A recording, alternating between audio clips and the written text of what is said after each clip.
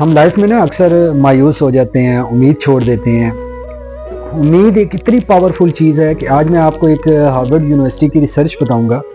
1956 میں یہ ریسرچ کی گئی چوہوں کے اوپر، جن کو ایک پانی کے جار میں ڈالا گیا اور 15 منٹ دیکھا گیا۔ جب وہ بالکل ڈوبنے لگے اور ہمت ہارنے لگے تو ان کو وہاں سے نکال لیا گیا۔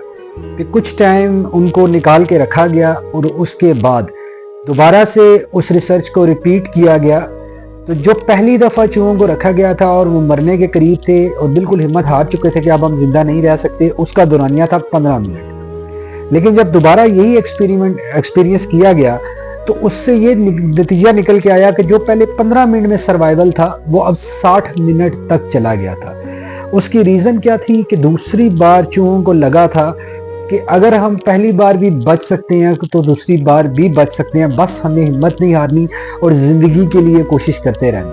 سیم اسی طرح ہماری لائف کے اندر کچھ ایسے سرکمسٹانسز آ جاتے ہیں، کچھ ایسی پرابلمز ہوتی ہیں، کچھ ایسے آپ لوگوں کے ساتھ بزنس میں لاسز ہوتے ہیں، کچھ آپ کو لے کے جابز کی، کچھ آپ کو لے کے فائنینشیل ایشوز ہوتے ہیں، کوئی بھی ایشو ہو سکتا ہے۔ یاد رکھیے گا ایک ہی چیز صرف کرنی ہے آپ نے دیکھنا ہے کہ اس سے پہلے بھی لائف میں وہ چیزیں ہو چکی ہیں، آپ کیسے اس میں سروائیو کر گئے ہیں، اللہ پاک نے کیسے آپ کی ہیلپ کی ہے۔ اور اس لیے امید اور یقین لازمی رکھیں اللہ کی ذات پر، کیونکہ اللہ کی ذات نے اگر آپ کو پہلی بار اس سچویشن سے نکالا، آپ کی وہ ضرورت پوری کی، وہ پرابلم حل کی، وہ پیس آف مائنڈ دیا، تو آپ یقین رکھیں اس اللہ کی ذات پہ کہ وہ آئندہ بھی آپ کو اسی طرح سے نکالے گا۔ بس آپ نے صبر اور دعا سے مدد کرنی ہے، دعا نماز کے بعد مانگنی ہے۔ تو اس لیے ان چیزوں کو اپنی روٹین کا حصہ بنائیں اور اس یقین کے ساتھ، اس امید کی کرن کے ساتھ کہ پہلے بھی بہتر ہوا تھا، پہلے بھی سچویشن سے نکلا تھا، کیونکہ ایسا ہو ہی نہیں سکتا کہ آج جو آپ کے اوپر سچویشن آئی ہے لائف میں پہلے کبھی نہ آئی ہو۔